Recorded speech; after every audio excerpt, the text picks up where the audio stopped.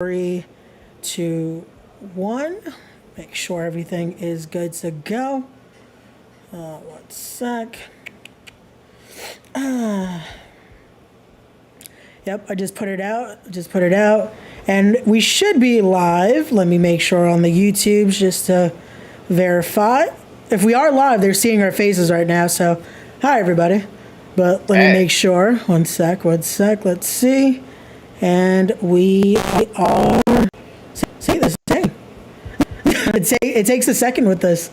Like, I hate that it doesn't shoot out anymore. Gotta love it. The power of technology, guys. It's like 1 minute it works properly, the next minute it's like, nah, you're good. So, let me see. Let's see. Okay, we are live. It says we're live. So cool. What is up, everybody? This is the Law Mundo, and we are back with another edition of the Laws Roundtable. And this is episode number 5. I'm joined by my good friend here, my brother, Big Game Leroy. How are you doing, sir? What's up? Oh, I'm doing good. You already know how it is. Like, we've been keeping booked and busy for the past, pretty much summer, it feels like. Yeah. I mean, I think we were talking a little bit, like, wrestling's back, at least in the East Coast, you know, up until, like, I don't know, the next Delta variant gets us or whatever. But, I'm happy. I'm excited. I mean, this weekend is probably like the biggest wrestling weekend I've had in a long time. Yeah. With PolyAM Woodstock, so I'm super pumped, super excited, man. That's awesome. I'm glad to hear. Again, that's what you want, though. It's like I was going to ask you your thoughts on that current climate, and you kind of you just said it right there perfectly. And it's like we're finally getting somewhat of normalcy again, but it's like you said, for now. Till Delta kills it sadly again. But yeah, pretty much. It's like, I guess we got to enjoy it for what it's worth. But hey, you've been doing some crazy stuff these past few weeks. Like, everywhere I see, it's a graphic of Big Game Leroy's here, Big Game Leroy's there. Like, yeah, it's pretty wild. Like, it's so wild to me because, like, so I've had the privilege, and I need to always say that, like, the absolute privilege of being able to be, you know, a wrestler who's been able to work through the pandemic. You know, like, I've been able to keep somewhat busy. There's wrestlers who, like, took, like, the whole pandemic off, you know, and there's no judgment, no whatever. Everybody's life situation is different. Everybody's health and whatever is important. And if you choose to, like, whatever you do, I don't judge, and I completely respect that. I, pushed, and I still tried to keep busy however I could. And I was able to keep decently busy. Like, I could, like, say definitively, at least since, like, last July, I was wrestling at least once a month, at least, you know, and I think that, like, for some wrestlers that was like, whoa, you know, and I look back, especially, like, even going into the fall, I still kept busy, even if things were getting kind of bleak with the, the second wave and stuff like that. So it's, like, hard to, like, it was harder for me to gauge, but then the summer kind of picked up. Like, as soon as I got to June, July, August, it's like, oh, my calendar's booked up, not to mention the last minute bookings that popped up, you know, doing no ring bar fights with Casanova Valentine and going viral for having as some of the other boys like to say, I guess I put myself at risk for catching pink eye or something. I was gonna bring that up. Like, that was a moment right there. Like. Yeah, no, I mean, and then, like, literally that same morning though, I wrestled at Pizza Party. You know, like, literally that morning, and then I ran to Brooklyn to go do a bar fight against Puff, which is pretty wild to me because that's a guy who I wanted to wrestle pre-pandemic really badly. Yeah. You know, any of those Buffalo boys. And I got to wrestle him in a bar match like that. Honestly, that match, I don't know if I don't know if it's like a hot take, and I don't know, I'm not trying to say anything with like saying this, but like that match was so good that honestly, like, I'm glad it didn't even happen in the ring. Like, I'm so happy that match just happened the way it did. Yeah. Because I think it needed to be in that setting in front of that crowd because it was amazing. I literally got a "This is awesome" chant from just sitting on top of Puff. I got him down to the ground. Yeah. I tried to wrestle. I did. I really did. And I just couldn't flip him over. So I just sat and I played my game on him. And that's what's great because it's those mad moments. It's like. Again, I got to see a bunch of videos. I had some friends there, and I'm like, that's when it's fun again. That's when wrestling needs. It needs those happy-go-lucky moments that you're like, hey, this is what we want. This is what we need from it. It's not just, again, the stuff in the ring. It's a lot more that goes into it. So yeah, exactly. And listen, like it was hard hitting. Like I mean, you legit like Puff threw me into a pole, and I was able to do this really cool spinning. Like I span off the pole and turned it into a discus. And I got like 3 extra spins on it. It was fun. Like but then I think I'm like, wow, I don't think I'll ever be able to do something like that again because I wrestle in a ring, and like I don't think there's like maybe I could use a turnbuckle post, maybe, but I don't know. See, but those are those like, hey, once in a blue moment. You never know. Also, that's what should encourage people. You gotta go to those like, how can I put it? Like those extra shows. It's like, hey, it's not your normal go-to ring. Be at like family atmosphere. Those different style shows are the fun ones at times. Those are the ones that you get those crazy moments. Hey, I remember pre-pandemic, Zack Sabre Jr. wrestled on one of those. Like imagine one of those best technicians doing that. It's like you never know what you're gonna get at one of those. It's so funny because you say that, and I remember a million years ago, 2015. Yeah. I think 2015 or 2016. Okay. I don't know if you remember this. So there was a Brooklyn no-ring show. I don't know what company sponsored it or whatever. And there was 2 matches on the card, and I only remember the headlining match. And it was Chuck Taylor versus Zack Sabre Jr. And that might be what you're I think that's what I was talking about. Yeah. Yeah, and it's just like, I looked back on it, and I remember thinking to myself, that was the show that I was kind of like, wait a minute, this is real, like, these are real wrestlers. Like, Chuck Taylor's a big name. Yep. Zack Saber's a big name. Yep. These are, like, guys who are world-traveled and, like, whatever. And I thought to myself, like, okay, if these guys are doing it, like, maybe I should be, too. And then, like, I checked out, and I saw more stuff with Casanova Valentine, and MV obviously also was a master of the no rings and stuff. And I was like, this is some art, man. And then you wrestle, and I'm not trying to diss wrestling fans. I gotta, but like sometimes the best fans are the ones who aren't hardcore wrestling fans. They're just people who just want to have a good time. Yeah. And the people at those shows just want to have a good time. Like they're just like, I just want to enjoy my beer, watch some dude beat up another dude, laugh, just scream, chant, and whatever.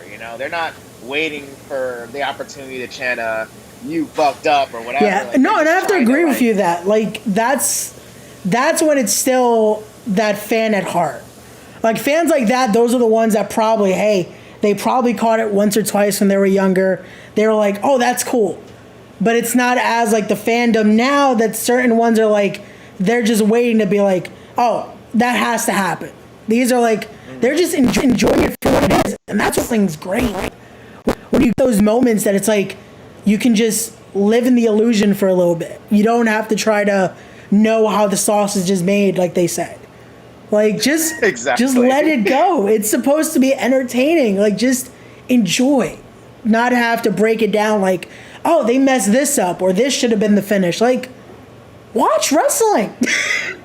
Like, again, this is where we lose all the people watching right now. That they're dissing wrestling fans. That's it. I made it 5 episodes in. I got canceled. No, you're turning me heel, man. It's terrible. No, I mean, it's just like, and I don't think it's a hot take. I think a lot of wrestling fans could. I just think that most wrestling fans can't even what's the word? Like, I think they can understand or relate to that feeling of like when they're in a crowd and they're just like, hey, man, I just want to watch good wrestling. I don't know what the crowd around me is like, whatevering, and like, I just think that like. I would always implore wrestling fans, come to these no-ring, these bar shows. They're always a good time. It's like an indie rock concert, like legitimately, and I think it's always fun. No. And that's why I want to be a part of them as much as possible. No. Like I did a handful before, and I worked with Cass, and we did the no-ring death match and stuff. But like, it just like it didn't beat this, And I went to the 4th of July show. As a fan, just to support some friends, just to have a good time myself. And I remember thinking, like, this is crazy. Like, this is such a frenetic, like, wow. Yeah, the atmosphere looks so, like, it brings you in. And you want to be a part. You want to be able to see that. And I feel like that's, again, it's what you want from wrestling. Absolutely. Like, and then, like, it's gritty for sure, Yeah. but Nuclear City, and I always got to put these guys over, like the crew that they have Yeah. that work with Casanova Valentine, and then they also help with PolyAM as well, and they're most likely going to be the ones producing the show at PolyAM as Yep. well, and making sure everything rolls up tech wise. They're amazing, and they have such an eye and a knack for making wrestling look grander than what it is, and they do it in a way that has a distinct style Yeah. that is just them. Like when I watched it on IWTV, I was so impressed because it came off from jump as just something that you might see on Adult Swim, and I thought like it was like that was perfect, and that's like what we want. Yeah. I think that's really, really freaking cool. And that's the best part. Again, like it's great. It's great to see, and definitely shout out to New Fear City crew. I've seen a lot of the stuff they've been putting out, and again, it's different, it's edgy, and it's what you want to see. It's something else to not just have the Blaine style of just like, oh, this is what wrestling is. It's like, no, there's different flavors of ice cream. You never know what you're gonna get there. So you gotta love to see it. Also, shout out to April in the chat. She says, "Hey, I know that guy." I think she's talking about you though. No one knows me. Yeah. I'm kind of forgotten here. I'm just the guy with red hair. That's it. Adam Kane? Oh, geez. Wow. No, he's not even the forgotten anymore. So I'll steal that gimmick. He's the infamous one now. There you go. He's infamous? Like the video game? No, he was going for Doctor Doom, infamous stuff. Okay. Yeah. All right. That's fair enough. Hey, April. I think I know you too. You're my favorite month. But yeah, no, like all the gimmick changes of that guy. I love it though. Hey, whatever works, man. Whatever works.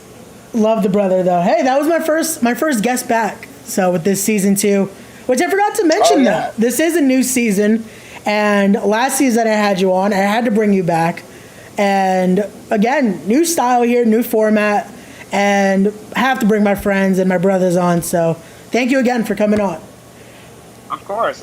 I mean, you've also like my only thing is just like I'm always worried, and like when people return to bring me onto stuff, Yeah. I'm like, I just kind of ramble about the same stuff over and over again, and I'm just like, I really hope that like when you bring me back on, I have more stuff to talk about.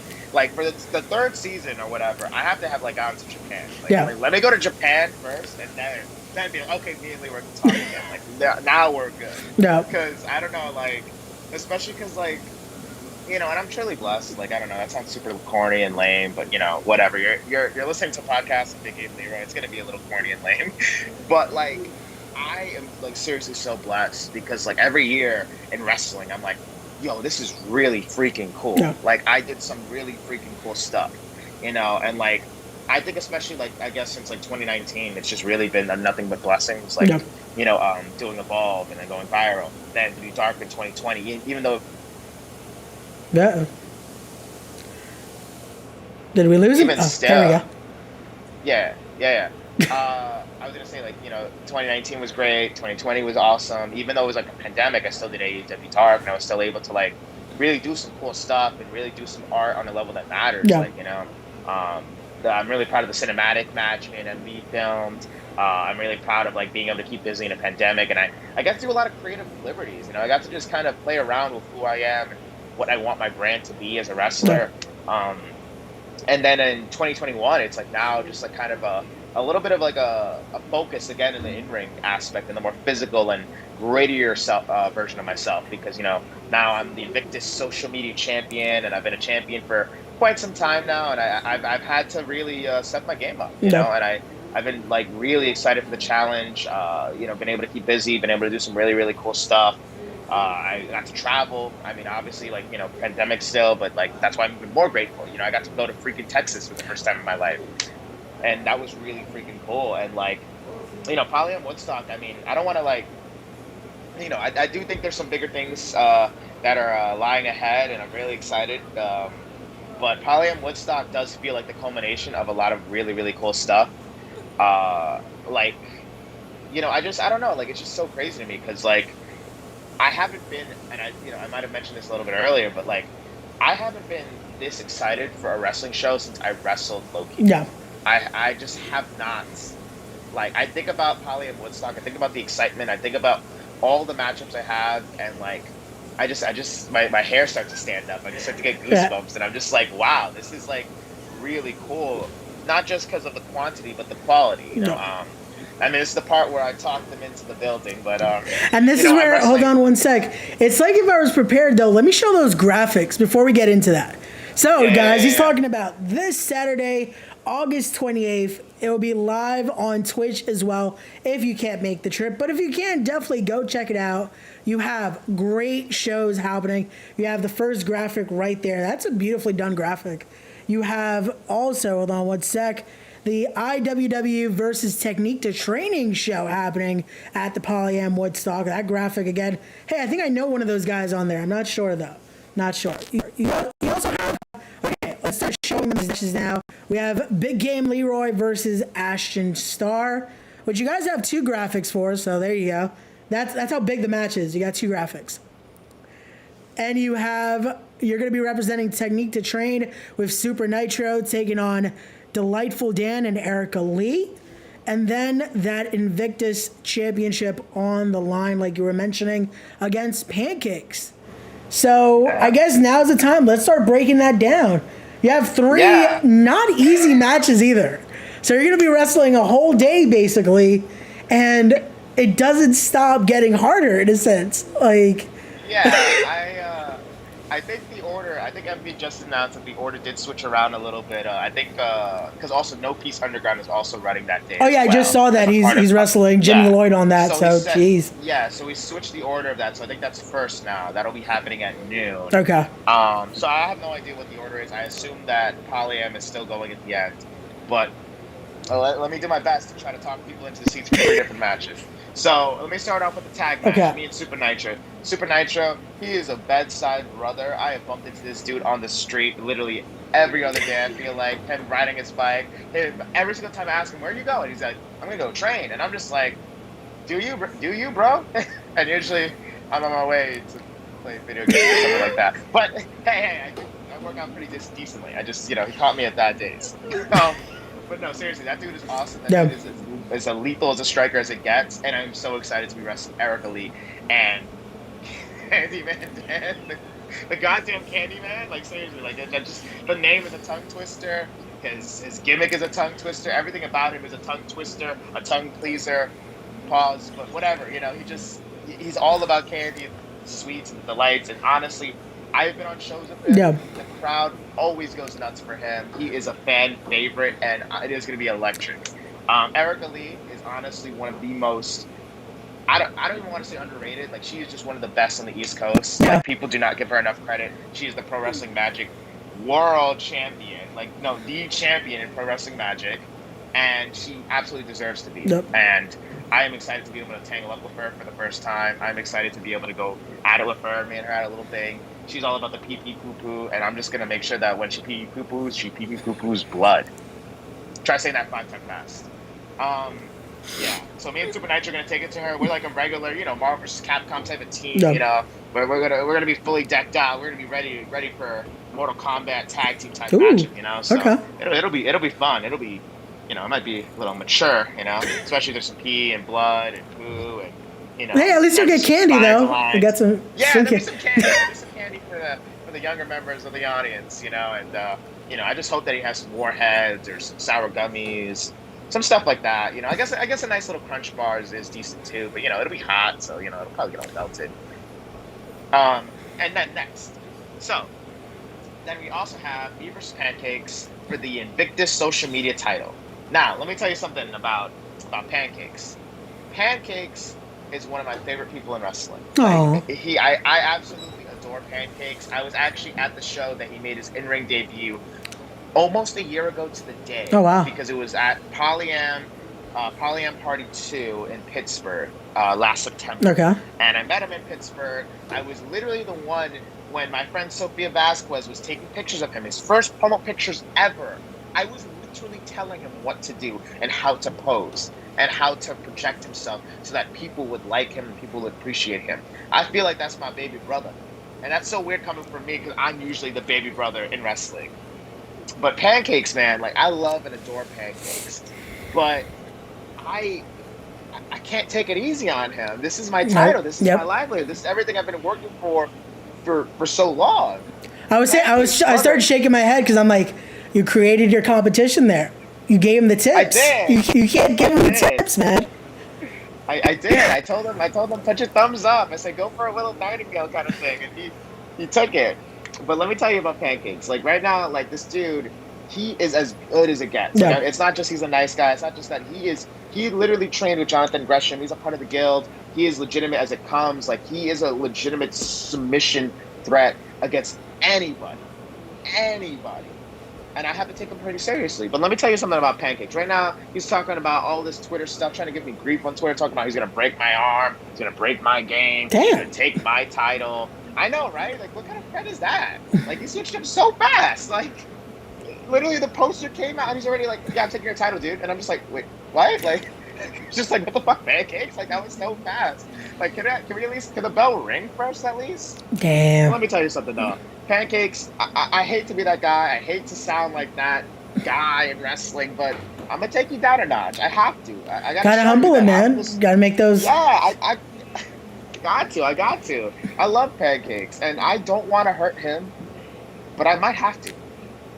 I don't want to have to beat him, but I have to. I don't want to do this to him, but I'm the social media champion, and I have to. There you go. And if I take it easy on him, I will never be able to forgive myself, because in wrestling, if you love somebody, you respect them as a competitor, you don't hold back. So Pancakes, you'll get the very best of the Game Changer. I still love you, though, but I might have to mess you up a little. So wait, are you going to give him that Shawn Michaels pose and be like, I'm sorry, I love you, and then hit him with a flapjack because he's Pancakes? Yeah, I might have to. I mean, he's a whole ass dude, so I don't know. I might have to give him all that.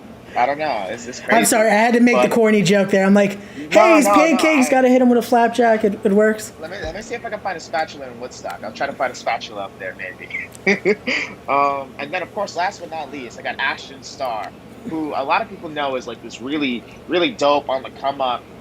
Usually wrestles in the South-based wrestler, but Ashton is awesome. Ashton is like as legit as it gets. You see Ashton, you see the Starfire, you see the Nightwing. There's also a guy that literally also wrestled in AEW Dark as well. Ashton is also well-traveled. Ashton is also well-versed. Wrestled the likes of Robert Carter, wrestled some of the best in the South, traveled all around Florida, all around Atlanta, and now coming all the way to Woodstock to try to take it to me, the Game Changer. So last but not least, Ashton, let me tell you something. Ashton is one of those people in high school that thinks themselves a nerd, and all they do is just because they shop at Hot Topic. See, I lived and breathed being into gaming culture. I lived and breathed, and I got bullied. I got made fun of. I struggled, and I still struggle, you know? And Ashton gets to be cute. He gets to put the Nightwing on, the Starfire, and Ashton gets to be all like, I'm a nerd. I like Teen Titans Go. Let's be, and you like Teen Titans Go. You are not a real Teen Titans fan. Let's be real, all right? All right, get out of here with that millennial malarkey or whatever. So Ashton, I'm gonna mess you up, and I gotta do a little bit of gatekeeping here. I'm gonna mess you up because you're not a real nerd. You're not really into this stuff. You think yourself because you got the tattoos, because you got all this cute stuff on. No. There's more to being a nerd than just the aesthetic, all right? Yeah, and I know a little something about aesthetic. I'm Big Drip, you know what I'm saying? But I'm going to tell you something, Ashton. I'm going to mess you up nonetheless. And I'm going to make it a clean 3-0 at PolyAM Woodstock. A clean 3-0. Because I'm a game changer. And last night, and to be honest, now that I'm thinking about it, there's only one other person who's wrestling that many times. So that's the competition, and that's MP himself. So there's some guys who got 2 matches, some people who got 1 match, and that's cool. You know, they're going to make everything in their power to, you know, steal the show or whatever. But, man, if I'm wrestling 3 times, Big Game is the show. You know what I'm saying? There you go. Gotta love it. And that's how you sell seats, folks. That's how you sell seats. So if I didn't talk you into the building, I just did. So let me tell you something right now. Let me make it easy for my people watching. PolyAM Woodstock, we still do have some limited space. It's outdoors, so we'll find some way to squeeze you in. Hit up MV on Twitter at KingMVYoung. Hit him up on Instagram at TheOnlyMVYoung. Hit him up on Facebook, Michael Vincent Young. Hit him up. I will literally DM you his phone number so you can bother him because we're friends like that. There you go, guys. Please. Make it into the building or to the vicinity, because I don't know if it's even in a building, if it's that big. No, it's outside. So there you go. It's Woodstock. We're gonna have Burning Man. We're gonna have all the party stuff. I mean, there's gonna be a DJ. I heard there's a pool. So there's a pool. There's a lot going on there. Yep. It's legitimately. We didn't call it Woodstock just because of the location. It's legitimately a whole party. It's gonna be crazy. It's an all-day extravaganza. It's going from 12 to 12. Damn. It's gonna be ridiculous. There you go, guys. So, again, check it out. It's also gonna be on Twitch as well. So again, if you guys happen to not be in the vicinity, check it out. It's a lot of great wrestling, a lot of crazy stuff happening. Oh, we have someone in the chat. Sophia is saying she clicks on the live during the Teen Titans Go slander, and I will not stand for it. We're sorry, but he's got a point. Teen Titans Go is. It's not like, listen, if you're 6 years old and you grew up in this area, by all means, like in this era, like enjoy Teen Titans Go. But like for the real ones, and like myself and Mr. Raimundo, like we grew up on real Teen Titans. Yep. We grew up on some class. Like chef's kiss to that show. Chef's kiss to that show. Ashton thinking it's cute to Teen Titans Go and flexing that and like whatever. It's an aesthetic. But I live this. Yep. I was into Teen Titans before they even had a show in the comics, dog. Same. There we go. I said it. You made me say it. Sophia, you made me say it. That's how it goes. There you go, guys. There you go. See, that's what you want to see. He's getting heated, guys. That's what you want to see before a big show like this. That's awesome. I got 3 matches. Let's start comedy again. Let's switch it up a bit. See what I did there? And let's talk some nerdy stuff. Let's talk. I can imagine you saw it because I know everyone was watching it. The Spider-Man trailer. Oh my god. Your thoughts? Whew. So I was one of the few who did not see that leaked trailer because one, it was on a phone through a TikTok filter, and I could see green screens, and I'm pretty sure it was in 0K resolution as well. So I just was like, all right, I'll just wait for the real I just thing, thought it was fake too. I was like, someone probably edited this and was like, yeah, let's make it look this way. It's like, so I'll wait. Yeah. And it's like, so me and my friends have been like having a pretty strong discourse about the movie for the past. I think they announced it. Like I think they've been talking about it, like the rumors of all the cast and all the huge names and who's going to be reprising their roles and all this and that for the past, like I guess I want to say like 6 months, really. And me and my friends have had a healthy discourse. You know, one of my friends is a little bit of a hot taker. He was saying that the MCU is kind of on a downturn since Endgame. Like it's kind of slowing down. Not that it's going to go going bad, but it's slowing down. And he's kind of looking at Spider-Man No Way Home as like this movie that just might not live up to the hype because it's so much hype. It's got Tobey Maguire and Garfield and literally all these villains and all these people recasting and reprising their roles, and it's too decked out. He was concerned that there might not be enough space for like all of this and a good story and a good plot and for it to all make sense somehow. Yeah. And also, multiverse, everything with the multiverse is kind of a little overdone. But, I mean, I think that's like, it's based off comic books, man. Like, multiverse, time travel, you got to expect it. It was only a matter of time before the MCU started using it and started, at least to me, using it well. Yeah. But the trailer completely quelled all of that. The moment that I see Doctor Strange in a fucking sweater, he's in a sweater, just chilling out like a freaking dad, like, just drinking hot cocoa, just going like, oh, we saved the universe together. You can call me Steven. And I'm just like, what? What? I was like, Doctor Strange is truly turned into a New Yorker that's like, he's still going to have the big puffy jacket, but then still going to have the cape in the background. Like, I was just waiting for his Timbs to be shown. That's it.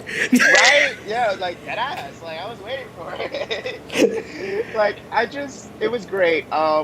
I do also like have some concerns just a little bit. Like I'm kind of wondering where they're gonna take this character after this. Yeah. If this theory is right, I guess it's a spoiler, but my theory has always been like this is how Sony takes back their Spider-Man, Tom Holland, and how they introduce him into the Venomverse, for lack of a better term, with Venom and Morbius and stuff like that. Because as we know, Spider-Man only had like a 3-movie deal, third movie, so the writing to me is on the nature of like how the last negotiations went with Marvel and Sony. That relationship's already kind of like on the rocks. Yeah. So I'm kind of in the mindset that this is probably Tom Holland's last MCU movie. Unless Sony and Marvel work out some miracle and they're just like, you know what, we could split the money 50-50. Let's make billions together. No, I'm sure I Sony's doubt just it, gonna. but I feel like it kind of could happen just because every time they make a Spider-Man movie, they're like, we did just make a lot of money. Maybe let's do another one. Right. But So, let's see. I mean, yeah. So, like, my thing is just that I think this is like the ending of this movie will probably end with, I'm thinking maybe like Secret Wars kind of thing. That's what I'm Like, it'll kind hoping. of That's what I'm hoping. like the universes will kind of combine. Yeah. So it won't just be like Tom Holland by himself. He'll have his MJ, he'll have his Ned, his Aunt May, and it'll kind of combine with the Venomverse, Yeah. that universe that's kind of already established, and it'll fuse in a way where they don't even really like, or at least most of them, maybe Spider-Man himself wouldn't realize it. Some of them don't even realize it's a new universe. So you keep his origin story, you keep him faithful to this character that they've built up, and you naturally, or I guess not, it's not natural, it's multiverse, but you somewhat narratively naturally you put him in this new universe that makes sense. Yeah. And you close his arc up in a way that makes sense for the MCU, but yet you have this now unlimited potential in terms of like Venom, Spider-Man, and where do we go from here?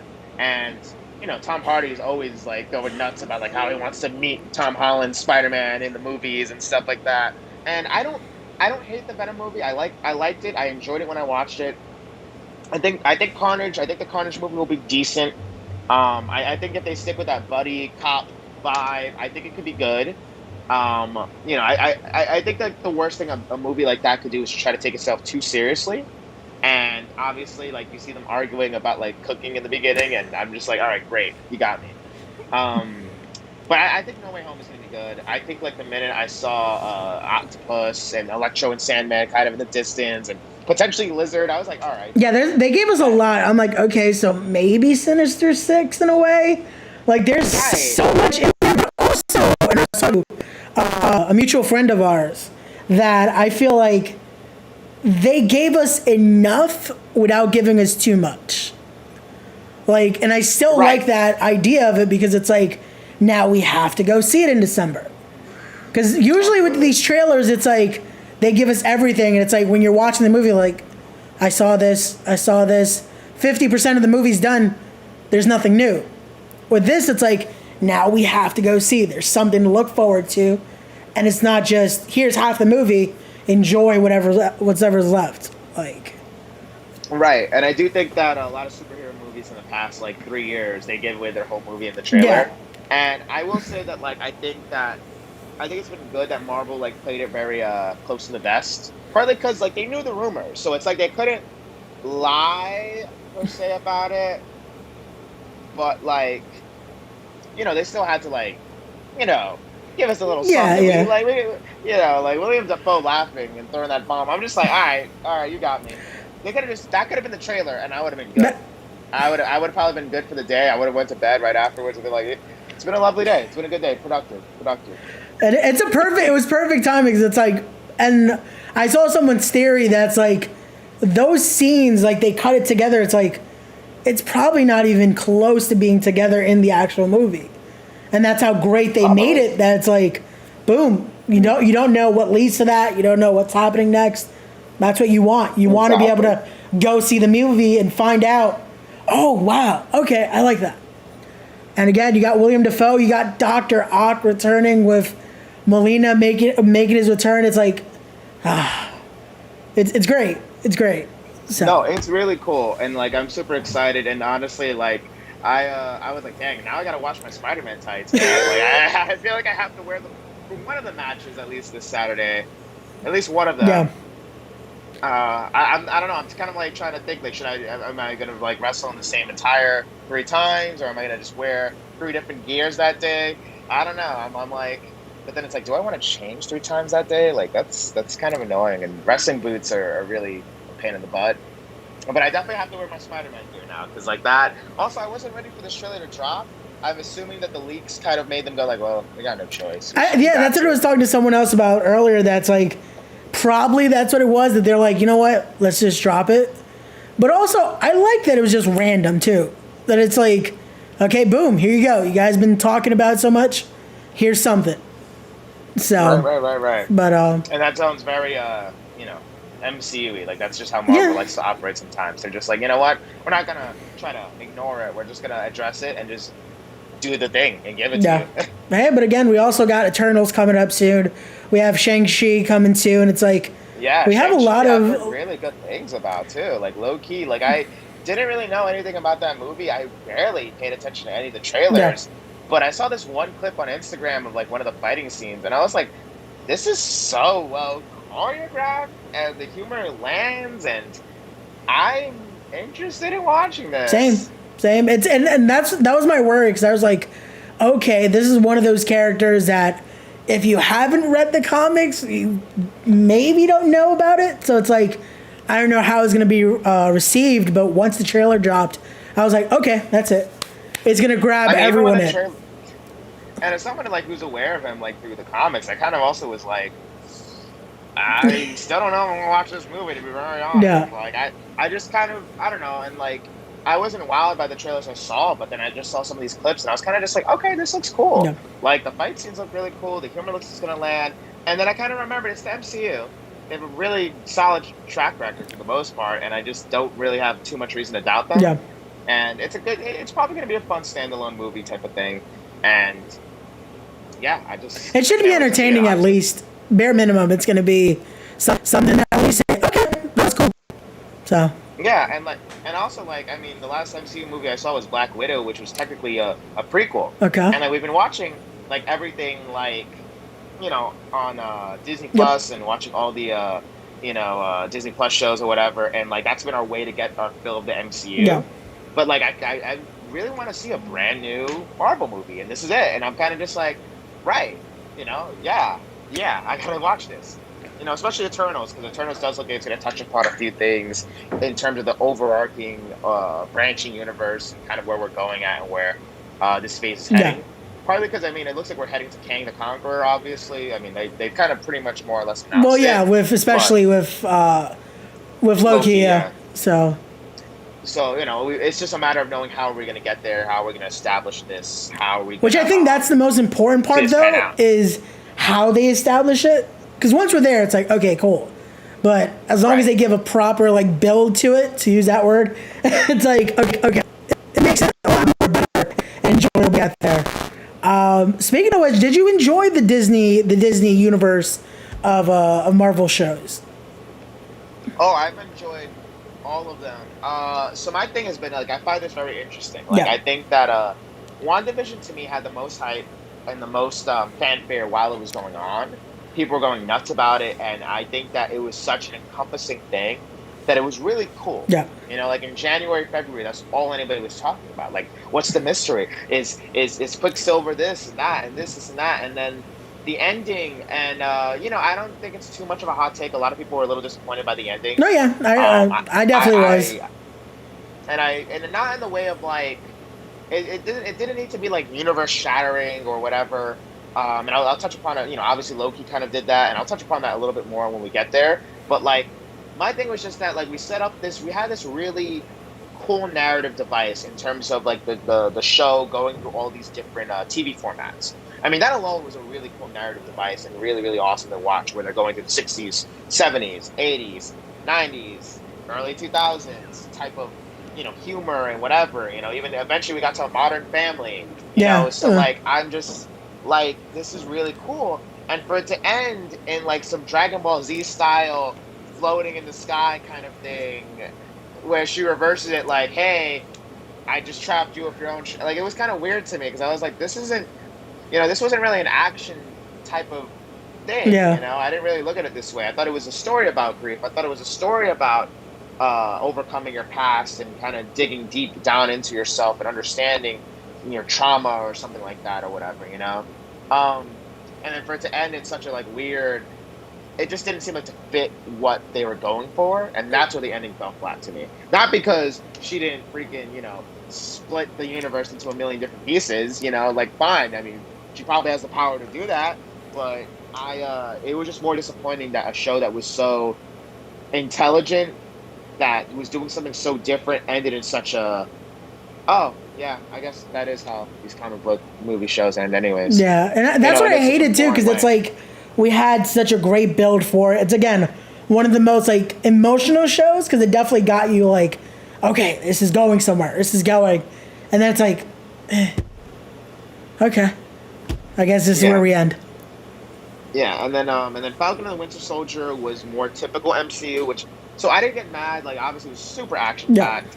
I thought that show was also really intelligently done. They spoke a lot of like really good conversation about racial identity, obviously, and I thought really cool stuff talking about like what does it mean to be a black Captain America? Yep. You know, like there's a lot to unpack there, and like I thought there was some really cool stuff there. Winter Soldier, Bucky's arc was really really cool too as well, with him trying to unpack this trauma that he also went through. Like he's trying to deal with it by making right with other victims of stuff that he did. Yeah.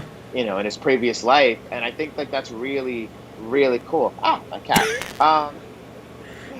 I think it's really, really cool. And my only issue with that show was that the ending also fell a little flat because it ended like the way it ended was, he just like has this little speech, he cuts this little promo, and he's just like, hey, we need to think about these refugees and this and that. This girl just died, so think about that. And then they're just all like, yeah, he's right. Yeah, he's right. And it's like, what? Like, that's really... It didn't really feel super realistic, and it kind of felt a little cheesy, and I don't know, it just felt a little force-fed, like, okay, he's Captain America, like, he earned that mantle, it felt earned for him to wear that suit and everything, but he's still just... I don't know, it was just a little unrealistic. Like, it would have been more realistic to me if, like, maybe there was some type of social, like he made that speech and then people started to push politicians and whatever, and then that change happened on the ground level or whatever. But for it to just be so on the nose felt a little rushed. It felt like, okay, so where does that go? And it's like, okay, now we've heard the movie's gonna be a thing, possibly a second season, but it's like this is like, okay, we end on nothing in a sense. Like, we got the great promo. We got, again, the message was set. There's definitely a lot you can take from that. And especially with today's society, it's like we have something there. But it's like, outside of the actual story itself, it's like, okay, where do we go from there? Right. So, but I still really, I think I enjoyed that show more than WandaVision, because I do agree. I tell my friends this. I think it was really, really good up until like that last scene, really. Yeah. And even still, I was really happy with a lot of like the arcs of a lot of the characters and whatnot. And I think they set up a lot of ground level MCU stuff that can come into play soon. So I'm pretty excited for that Captain America 3. I guess it would be 3. 4. The Civil. Because I was going to say, I guess Civil War does count as a Captain America. Yeah, that's technically a cat movie, so this would be 4? All right. Yeah, but technically it's a third standalone. I would say that. But it's technically the fourth in the arc, in a sense. I would say Civil War is like Avengers 2.5. Yeah, it's technically an Avengers movie, but they just decided, hey, we have the contract for a Captain America movie. We have to call it Captain America. So, hey, politics, it works everywhere. Right. Yeah, and then, so last but not least, Loki. This was a show, like, it's funny because this show, I didn't really, like, love it the first 2-ish episodes. Yeah. Like, I was pretty, like, I just didn't really love it. Like, I thought it was fine, but I was, like, my friends will even say, they were like, oh, he didn't even like it. He's a bandwagoner. And I was just like, no, I just wasn't mesmerized by it. Yeah. The first episode felt pretty, like, I felt like it took a while to explain the TVA, and I feel like it's gonna. The TVA came to shut us down. That's it. Like a lot of backtracking. Yeah. The TVA is shutting us down already, guys. Yeah. The TVA. I should have known better. For all time or whatever. Like, so my thing was just that, like, I don't know. I just feel like they spent a lot of time of talking instead of just showing. And I think the second episode was fine. It got a little bit closer. By the time I got to the third episode, once we met Sylvie for the first time, I think that was episode 3. I believe it was episode 3. And once we got to there, I was like, okay, I'm intrigued. Let's keep this going. And then, the mystery of the TVA became something really insightful, really cool. Yeah. Because now you begin to realize everybody's a variant. Everything's a variant. This and that. And it's really fascinating because then it's like, okay, so what makes someone a variant? What makes someone a branch in Yep. reality? How so? Like people are variants without even thinking about it. Like what does that even mean? And I don't know. It just became really, really cool. I think that I love Tom Hiddleston. Like he really acted his butt off Yeah. that entire Yeah. show. Um, I just it got me. It really got me. I think the ending on like the other first two shows was amazing. Like I literally could not like. I think I was watching it like late that night before bed, and I like could not even like. I spent like a good other like 15 minutes just up trying to process what I just Yeah. watched and what was going to come next. Because they just had so many hanging threads now. I mean, very literally, because you see Yeah. the Yeah. multiverse break apart. And it's so funny to me because we thought WandaVision was going to be that. We thought WandaVision was going to be the show that like established the multiverse because we knew that she had a Doctor Strange movie lined up and we had this, and that. And it was like, no, it's Loki that's going to break the multiverse. Or, well, Sylvie in this case, really, literally. It's been long enough that we can do spoilers, right? Like, By now it's like, hey, we spoiled something. Sorry. It's kind of out there by right, now, especially if you're watching anything else. Because again, this is what I loved about Loki too, because it's like, okay, now we can connect to the Spider-Man movie. We can connect a lot more things because now it allows that to happen.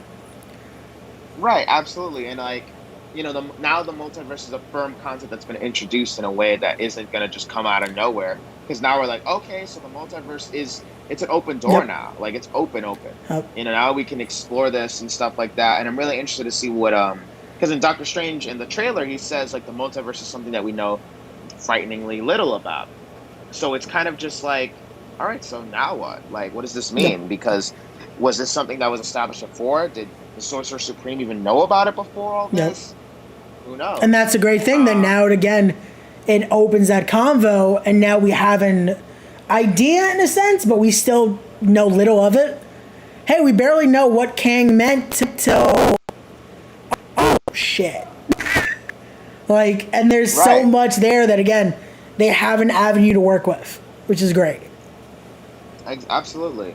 And I mean, I thought like also Kang, if Kang the Conqueror is that great of it, like that actor though, he really like that was awesome to that scene where you realize like you're watching that and you're like, he just spoke for like 20 minutes.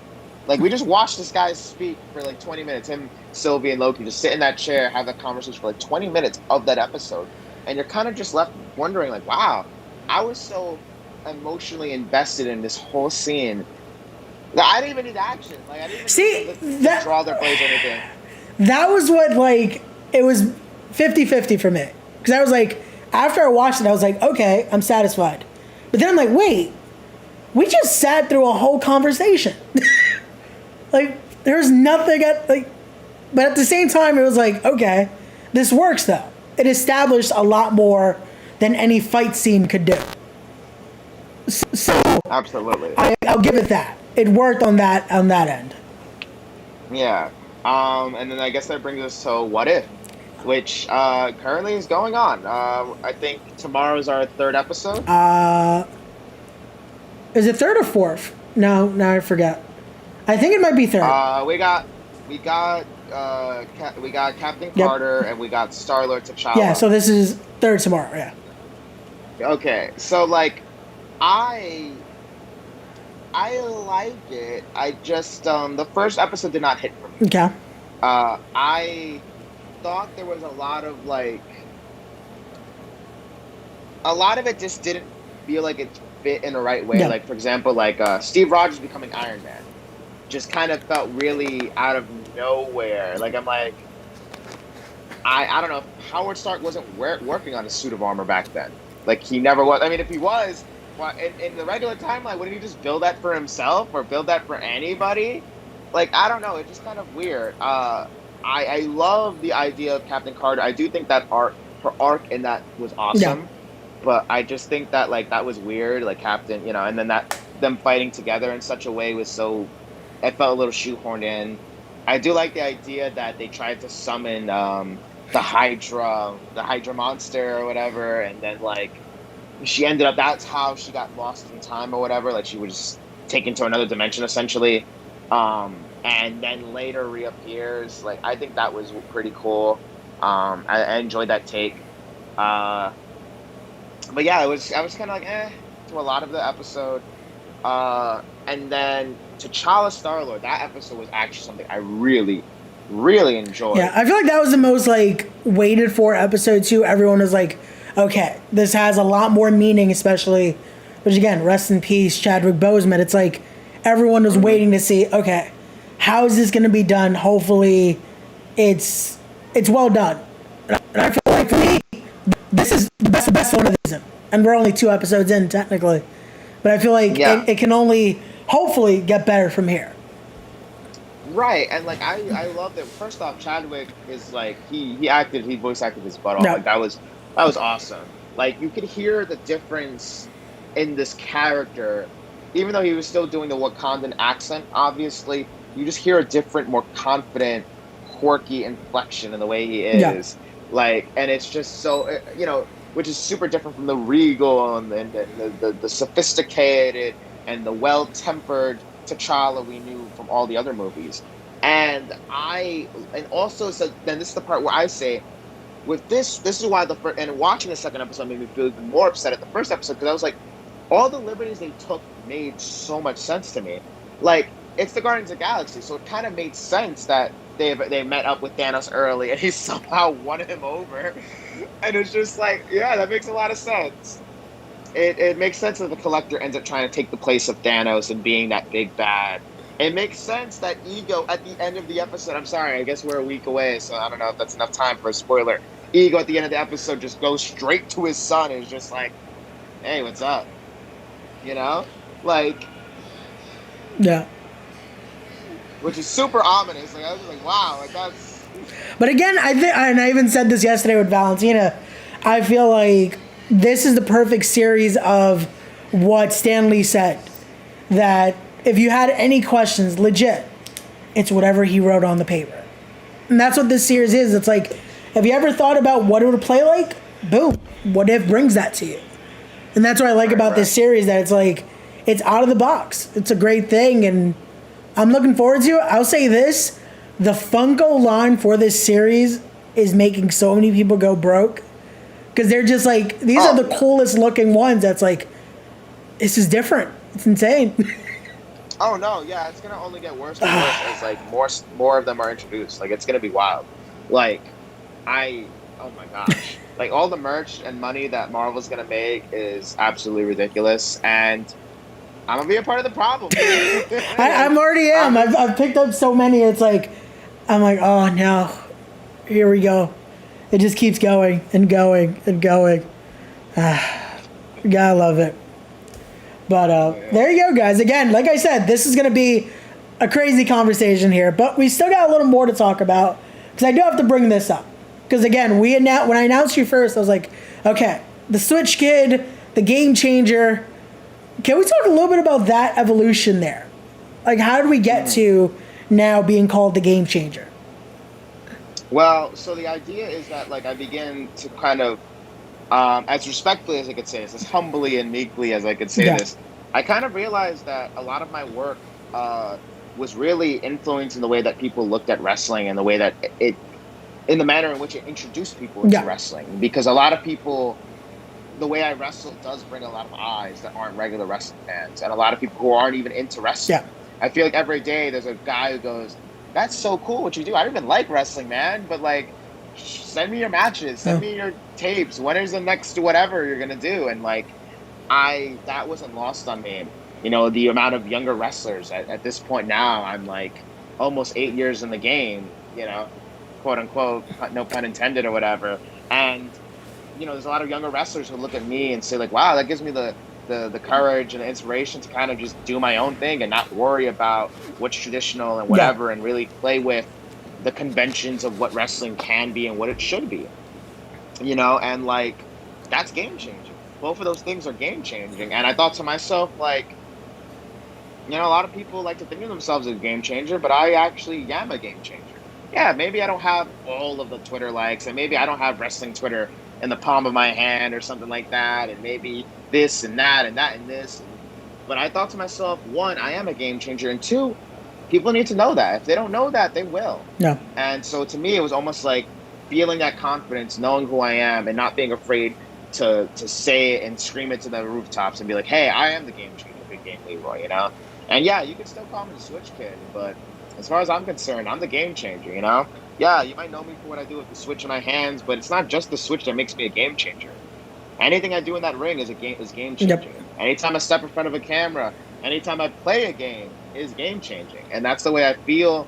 And I think a lot of people understand it because they see that it's real. Yeah. And like, there's no hiccup, there's no hesitation. Like, I am the game changer. This is what I do. This is who I am. This is what I was always going to be. You know. And I mean, I'm not trying to say like this is the end all be all with Big Game Leroy, but this is where I'm at right now in my career. Yeah. You know, and it's about taking that next step, because if it isn't obvious by the fact that I wrestle and play a video game, I get bored very easily. And I can't do the same things over and over again. And I think a lot of people expected me to wrestle with the Nintendo Switch and kind of be this one way all the time for the next 7 or 8 years or whatever. And, you know, cool, and maybe it would have worked, but I get bored really easily, you know. And obviously, I love me some Switch wrestling, and I got tons of ideas still. And, you know, you guys see a lot of that still coming to fruition, but I also had a lot of ideas just wrestling in general, just fighting in general. Yeah. And I'm just like, I could put it forth in a lot of different ways, and there's a lot of different ways I can bring the fight and show you who Big Game Leroy is without the Switch. Yeah. You know, I had a Smash Brothers rules match with Travis Huckabee. I didn't need my Switch at Pizza Party. I didn't need my Switch for that. It was Smash for the rules, you know, over the top rope, pinfall submissions, no DQ though, best 3 out of 5 stocks wins the match. And, you know, it was a lot, Yeah. you know, it was awesome. And I made me, you know, that was another moment of like, and shout out to Pizza Party Wrestling, because that's like my home away from home, to be very, very honest. I love Pizza Party. Can always have me at Pizza Party, to be very, very honest. But I thought to myself, like, this is it. This is game changing. This is how you change the game. It's not just with what I do with a Switch in my hands, because to truth be told, I wrestled with a Switch in my hands that match. I didn't even come out with my Switch. I came out and I said, "Oh, Big Game Leroy, I'm not playing my Switch tonight. This match is the game." And like, that was it. And everybody in that venue understood it like that. They were like, "Oh, we get it. Yep, this match is the game, and we're in to watch a game." No, and that's the great thing about it. That, again, you've legit created this. You are now game changing everything. And again, not just because you're my friend, but I can say you have changed the game with the style you wrestle, with the way you cut your promos, with the way you act in and outside of the ring. It's like, it truly is game changing, because we are changing this wrestling game. And I've said, you're one of the guys that truly, even as a positive way, it's like, have changed. Because let's be honest, there's a lot of negativity with everything in wrestling, social media wise, backstage, whatever. And you have changed the game as being one of those good ones and those positive ones in this game. So I'll give you that. Yeah. Thank you. And I mean, that's the other part that I also kind of thought about, and that's a little bit more real. And, you know, like, I want wrestling to be better. Yeah. And it's funny because, like, now there's a lot of conversation. There's this weird, like, the past summer in wrestling has been a little weird because of the releases, obviously, and a lot of the ups and downs of wrestling. You know, we're kind of in this weird trend right now where it seems like all these wrestlers are getting released, and, you know, it seems like job security is this big thing that everybody's concerned about. And now there's this debate about, like, well, you know, indie wrestling shouldn't be about being signed anyways. You shouldn't be doing this to get signed. And I don't think it's ever cool to tell people what they should want to do and how they should want to be and what they should aspire to go, you know? Also because, like, deep down inside, a lot of us did aspire to go there and maybe still do. And there's nothing wrong if you still do. Like, why would I want to, like, say, oh, yeah, you're dumb for wanting to have a contract and wanting to get paid to do what you love and to be on TV and to, you know, be able to take care of you and your loved ones potentially for life. Yeah. Like, I'd be kind of a jerk to tell you, no, you need to go to the indies so you can feel good about yourself and know that you're working for yourself. Yeah, great. With the $150 you collect every Saturday. No. Yeah, awesome. My thing is that, like, if we're gonna be like that, fine. Let's do that effort, and let's use that effort that we're using to clown and make fun of, whatever that place, and put that into putting the work into independent No. wrestling. Like, you have to do the work. It can't just be saying stuff on Twitter. Like, no, okay, cool. If I, Big Game Leroy, are not gonna get signed to WWE, I am not. I love wrestling, and I say this loving wrestling. I cannot do this forever if I'm not going to get paid at it. Yeah. I have to be able to pay my bills with wrestling. I have to be able to do this, like, especially if I want to do this at the highest levels and I want to get to the levels that I really think that one day I can get to. I have to get paid to do this. I have to be able to travel in a certain way, and things have to move a certain kind of way. And I'm aware that this takes years, and I came into this industry knowing that I got to be, I would have to probably do the long way to getting success. I knew that the long way was probably going to be it for me, just because that's how I am. Smaller dude in life, smaller dude in wrestling, young kid. Like, I knew that's how it was going to go. But my thing is just like, all right, so we need to put the work in to make independent wrestling better for the wrestlers. Yeah. Because it's always us who feel like it's shortchanged. We're the ones who get blackballed. We're the ones who get this, and that. We're the ones who get a $20 at the house is like. We're the ones who get unbooked if we do this show. We're the ones who this or that happens if we sleep with the wrong person, or this and that happens if we don't share or retweet something enough. We're blamed if the house is like, maybe your show and your company sucks, and maybe that's why you only had 20 people come in. Yeah, it's my fault. You're the one who booked me, you jerk. You probably, come on now. That stuff is so weird to me. Yeah. And I get it. Wrestling's not an exact science, and it's independent wrestling, so it's almost impossible to hold people accountable. It's impossible to regulate certain things. So I get it. I do. But I think that there's things in play, and I think there's systems we can put into place and protections we can put into place to protect the wrestlers. And I want to be a part of that, And I know that there was a certain a-hole that was going around talking about unionizing wrestling and whatever, and like, I hate him on a level that's like so annoying. Like, I hate him because he took this real thing, and he gave us solutions, he gave us these ideas, and it's like, well, you turned out to be a piece of garbage, and now people are looking at those opinions and views, and like no one's talking about that anymore. Yeah. Which is sad, because it definitely hurt. It hurt what could have been. No, it did. No, it absolutely did. It absolutely did. Because like now people don't talk about it. Yeah. And like it just bums me out, because I'm just like, wow, I mean, maybe we're getting closer to there, So now my mindset is like, and maybe it was a pipe dream. Maybe unionizing independent wrestling was never going to happen. But at the very least, there can always be protections in place. And I don't know how many other wrestlers are listening to this, but like at least a protection of like, hey, if all these promoters have like a blackball list of don't work with this guy, maybe we could have a list of companies that we know weren't going to pay us well. Yep. Maybe we could have a list of companies we know that aren't going to have water and food, or that's going to act weird if you ask for trans to be covered, or that's only going to work with people of a certain race, religion, sexuality, creed, whatever, stuff like that. We make a note of that. We're like, hey, bet you can work that show, brother, but be aware that dude might say yes to 150 tonight, but then when you get there, he might say 50, and then you're gonna go, oh yeah, bet, and we have that down somewhere.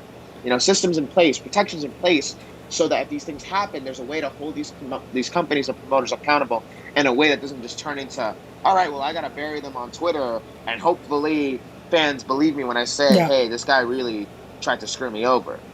You know what I mean? Because then it just goes into public discourse, and it's like, then it's the hearsay. No, but that is true, and that's something that should definitely be implemented. Hopefully, again, if anyone truly is listening, and this needs to be something put into action, because again, we want to make this better for not just us, but for that next generation that again are just like us, grew up loving this. And there is the downside of a lot of this. There are the horror stories of, again, people trying to stiff you on pay or this and that. And there's a lot of shitty things, to be honest. Excuse my language. But that happens to guys in this and girls in this business. And it's like wrestling needs to defend itself. Guys, the worker, to be able to keep themselves protected here. And this is No, something absolutely. that, again, should be talked about. And that's the thing is like I love the indies when I was watching as a fan, but to be very honest, I don't like the indies as a wrestler. Yeah. Like I don't ever look at the indies and go like, oh man, I love being a wrestler on the independent. Like I love being a wrestler, and I'm always thrilled that I get to wrestle, and I'm grateful that as an independent wrestler I get to pick my bookings, I get to pick what I do, I get to choose how I present myself, how I wrestle, what I say, what I do, and how I do it. Yeah. But like I can't say, oh, I love the way that independent wrestling goes and how people get booked and how things go and how companies get to whatever. Like, you know, there was a time period where like I was, you know, like there's companies that get away with not paying their wrestlers. Yeah. There's companies, good companies, quote unquote, that people love to watch or whatever. And then you realize they're not paying anybody. They're not paying any of these people. And then the messed up thing is like, fine, maybe we all agree not to get paid. Maybe we're okay with that. We just want to do it for the love and the art of it. But then you realize some people are getting paid. And then you're just like, oh, okay, all right, interesting. You know, and like, it's funny because like you would think like, oh, Leroy's throwing shade. Honestly, maybe I am, but like that's kind of a lot of companies. So pick it if the shoe fits, yeah, because it's like no. No, and I've seen it, so he's not lying, guys. It happens. And that's not, and it's funny because like you're thinking of a place, and I'm not even talking about that place because I made peace with that, and it's so crazy because I'm talking about another spot, and it's like that's the thing that's like upsetting to me is like it keeps happening. It's not just one place. It's not just like oh that's just how it is. What's sad is that it's again culture. It's like we can think of multiple places, and it's like that shouldn't be a thing. It shouldn't be that it's like. This continues to happen, and it kind of it's allowed by the end of the day. Like it's like we just let it, and I feel like this is why we're saying something like that needs to be implemented. That's like, hey, these places can't just do this and not have nothing happen. Like again, great workers are putting their bodies on the line. They're doing so much that again, it could be all done and over with tomorrow. But. Right. And listen, like, you know, part of it is on all of us. Yeah. Like, there's wrestlers that have to, like, you know, be a little bit more, like, aware and be like, hey, like, maybe it's not worth doing this indie, you know? Like, yeah, like, maybe they take care of me, but they don't take care of everybody. And I got to, like, you know, look out for the boys as well. Yeah. Or maybe, you know, and that's the part where it is organizing. And it is, like, we have to come together. There has to be, like, an understanding of what we're willing to negotiate with and what we're not willing to negotiate with. Because there's certain things you should be willing to negotiate. I can negotiate my pay. Depending on the company, I might be willing to take a pay cut. I might be willing to, you know, whatever. Or maybe I might be willing to bump it up because if it's they're asking a lot of me, they got to pay me, rightfully so. Yep. But I am not willing to negotiate my self-respect. Yep. There has to be a level of respect in the way that we do business and the way that we go about things. You can't give me that, then I just ain't going to work for you. There you go. You know, if there's an expectation that you think that I am always going to, that I'm going to just settle for being treated or used a certain kind of way, no, that's wrong. And I'll go leave and I'll go do good on other places because that's just how it goes. No, and if we call it, this is how I always say, if we're going to call it a business, we have to treat it that way. It has to be that sense of respect. It has to be that sense of, okay, this is what we're doing. Let's have that mutual agreement there. If that can't be met, then what are we doing here? Exactly, absolutely.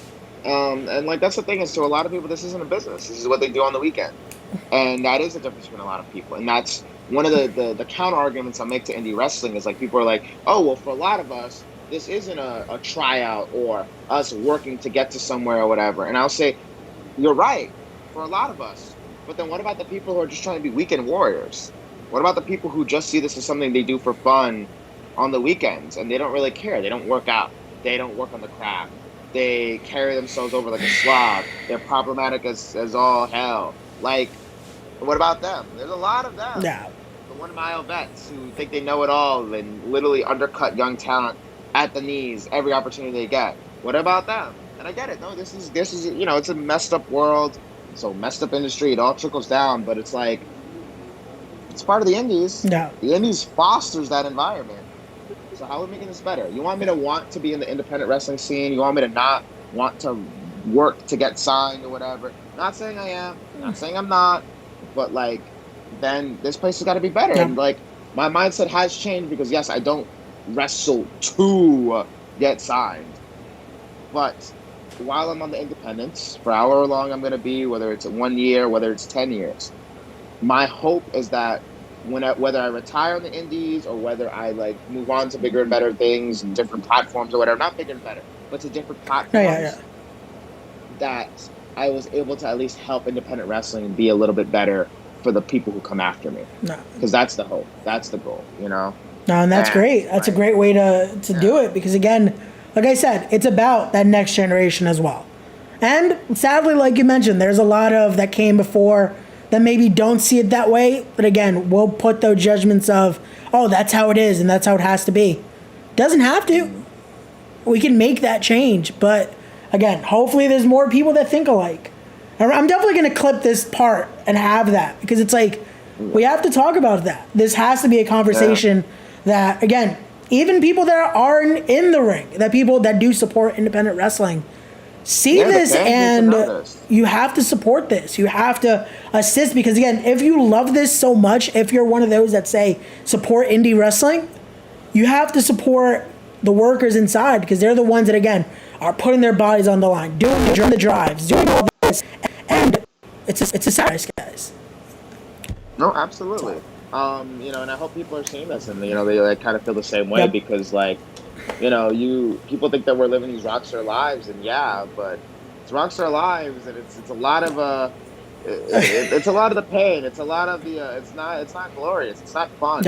A lot of times, the fun to me is the wrestling. The fun to me is the friends and the relationships I get to make along the way. A lot of the other stuff, not really that fun. No, I'll agree. My body and having to drive 6-7 hours because a guy can't get me and my friends a hotel, you know, a cheap $50 hotel. Yeah, that's not fun. Or, you know, having to work in unsafe conditions or in a dirty ring that nobody's cleaned up or that nobody's properly set up. Stuff like that is just like whatever. Or being lied to about pay and some wrestlers are getting paid and other wrestlers aren't getting paid, you know, like. But then it's like if you, the wrestler, do something wrong, you're unbooked so fast. Yep. Who unbooks the company? Who punishes the company? Exactly. Because it's an independent wrestling company.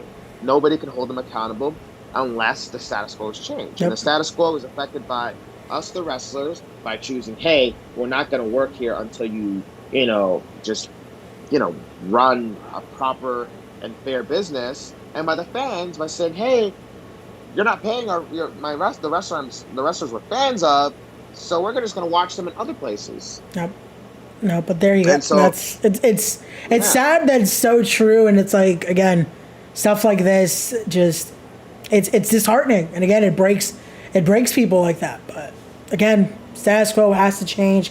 We have to change this for the better. And guys, again, if you're listening, post this with the replay as well. Definitely. No, this is not just us saying shit out of our asses. This is sadly what happens a lot of the times. And people just don't talk about it because they've gotten used to it at times. And it's like, it shouldn't be. But no, this is my life, you know, and like, you know, I take this very seriously, you know, and I love this. But just because I love this doesn't mean I'm not going to take it as it is. Yep. I love this and I want it to be better, and I know it can be better. Yep. And so if wrestling expects me to be better for wrestling, then I need to expect wrestling to be better, not just for myself, but for everybody. Yep. Yep. There you go, guys. Again, hey, see, that's the best thing about the Roundtable. We'll get funny, we'll get serious, and we're having a good time doing it. So, but definitely, it's starting time to wind down, because if not, we'll go here for hours and just keep going here. It's time to plug that merch. Hold on, let me put up the graphic here, because finally, I could make fun of you for it took you forever to finally have merch. And I was bugging you like, come on. Gosh. And now you're killing the game, though, because hold on, I put up the Pro Wrestling Tees image, but also I have to put up Lucha Wear. You got some amazing merch there, but this is where I know everyone's talking about. Thanks to Fully Gimmick, and geez, you're really changing the game there. You're killing the game with this merch now. Right. I mean, you asked me why I'm a game changer. Like, I even forgot to talk about the merch. Like, I absolutely love working with PolyAM. Yep. Like they're just amazing, creative people. I feel like I usually have stupid ideas that I think are unrealistic and just unachievable, and they go, hold my beer, and then they do the thing, and they do it well, you know. And this also like there's an artist on Twitter named Mr. Stephen Yep. Pike who also does a lot of the artwork that you see on this. He did the artwork on the NES cartridges. He did the sticker decal that has gone on my Tiger Electronics Ooh. game, which I will be selling and shipping out soon. Literally, I have all the games. Now it's a matter of selling all the games. So I'll be shipping them out to anybody who's requested them online to me. I will also be selling them in person at PolyAM Woodstock, so that's exciting as well, and that will be fun as well. So, make sure to DM me. Make sure to reserve yours now. I have a list of a few people. The demand is always ever growing. To be honest, it's a little overwhelming because I'm kind of just like, but again, like I think I need like 10 more. And that's a good problem to have, though. And again, this is a combo, especially with our mutual friends. When are you getting merch? When are you getting merch? Because it's like, especially again, with the gimmick you have, it's gonna go crazy. Like, people are gonna love the merch. And again, I told you the minute you started showing that, I was like, bro, you're killing it. That's it. You're killing the game right now with this. Because it's great stuff. Again, guys, links are in the description down below as well. Also, you can DM Leroy. Well, again, his social handles will also be down there. So hit him up. Great merch. I support. Definitely go check that out.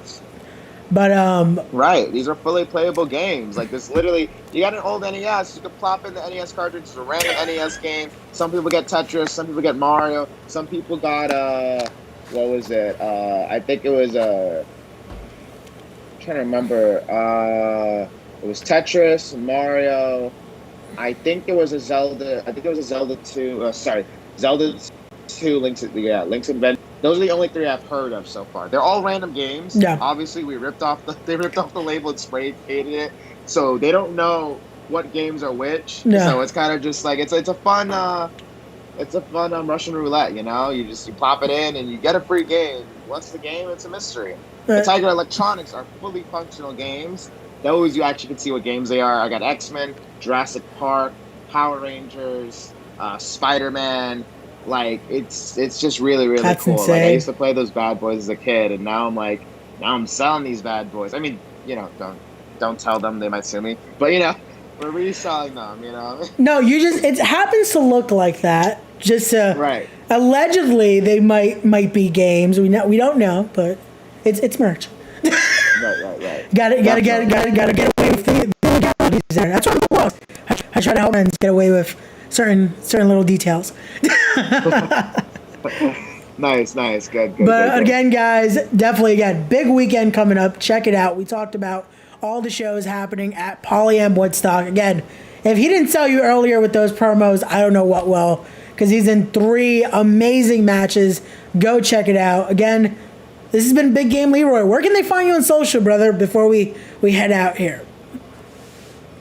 Well, I made it very, very, very easy for everybody. My Twitter and Instagram handles are at Big Game Leroy. You can follow me there. I might follow back. Might be playing games instead, so don't take it personal if I don't. And you can add me on Facebook, Leroy Green. Mark Zuckerberg doesn't let me get rid of the green, but I did trade in the green for $15 and trading credit at GameStop. So I apologize. It is Big Game Leroy. The green has been sold to GameStop. The trading credit was not worth it, but it's already done, so I can't get that back. But it's Big Game Leroy. That is the name. Gotta love it. But also, I forgot to mention, I'm sad I did, but in September you'll also be at Invictus, correct? Yes, September 25th. If you're looking to catch me live in New Jersey, in the New York, New Jersey area, I will be in Ridgefield Park. I can't be amazing at all the promos. I'm sorry, guys. I will be in Ridgefield Park, which is 30 minutes out of the city. Pretty easy to get there from 42nd Street Port Authority as well. Yep. You can just take an easy bus ride from there. And I will be there. No, I'm not going to say hopefully. I will be defending my social media title. There you go. Sorry, pancakes. I will be defending my social media title. Against who, we'll see. Yeah, I'm more. One game at a time. I'm a multitasker. I absolutely am. Yeah, But you should relax on that because you have you have three matches. You have 4 opponents to worry about this weekend. So maybe get through that challenge first, and then go to the next stage, and worry about September. Right. There's names already announced for that too, though. Because you have you announced for that. You have Danhausen, I heard, is going to be at that show. You have Casey Navarro. You got a lot going on. We got a few people. We got some familiar names, some familiar faces. If you are a wrestling fan in the East Coast area, specifically New York, New Jersey area, you have no excuse to miss that show. Yep. Danhausen, very nice, very evil. They brought out the blimps. Like, it's going to be great. It's going to be a good time. There you go, guys. Also, don't forget, if you're a fan of the podcast, this Monday, again, I announced this yesterday, crazy announcement, I'll be having the zombie princess himself, Jimmy Jacobs, is going to be chatting with me on Monday. That is still insane, but I can also announce now, next Wednesday at noon, it's going to be an early one, I'll be talking with the aerial artist himself, Zenshi. We're going to be talking lucha wear. I can imagine he's going to bring you up as well because a great merch there. But new announcement I can announce that'll be happening in 2 weeks' time. I'll be talking with the ace of space himself, LSG. Again, guys, the podcast is going crazy. Roundtable's filling up, guys, so definitely check it out, show that support, and subscribe and follow. But again, thank you, Big Game Leroy, for joining us. Hope you had a blast, brother. Thank you, as always. For coming on. I'll play this game anytime, brother. Awesome. It's been fun. But again, guys, as always, don't forget to be wise, be genuine, be real, be better people, and follow the law, guys. I'll see you guys on the next one. Peace.